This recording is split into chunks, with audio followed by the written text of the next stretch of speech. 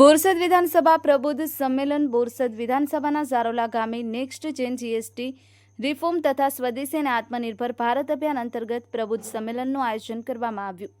આ પ્રસંગે આણંદ જિલ્લા સંગઠન પ્રમુખ શ્રી સંજયભાઈ પટેલ, નાયબ મુખ્ય દંડક તથા બોરસદ ધારાસભ્ય રમણભાઈ સોલંકી, અભિયાનના જિલ્લા સંયોજક અને પૂર્વ રાજ્યસભા સાંસદ લાલસિંહ વડોદરા, પૂર્વ જિલ્લા પ્રમુખ અને વક્તા મહેશભાઈ પટેલ, પૂર્વ નગરપાલિકા પ્રમુખ પ્રજ્ઞેશભાઈ પટેલ, તાલુકા પંચાયત પ્રમુખ મિહિરભાઈ પટેલ, તાલુકા સંગઠન પ્રમુખ વિક્રમસિંહ સોલંકી, શહેર સંગઠન પ્રમુખ નીલકંઠભાઈ પટેલ, એપીએમસી ચેરમેન અશોકભાઈ મૈડા,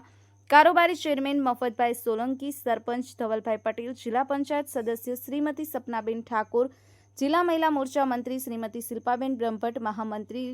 સંગઠનના હોદ્દેદારો, ચૂંટાયેલા પ્રતિનિધિઓ, વેપારીઓ, ખેડૂતો, પશુપાલકો તથા કાર્યકર્તાઓ ઉપસ્થિત રહ્યા હતા।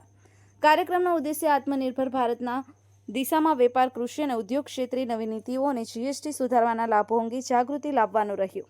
વંદે માતરમ ન્યૂઝ ગુજરાત, બોરસદ।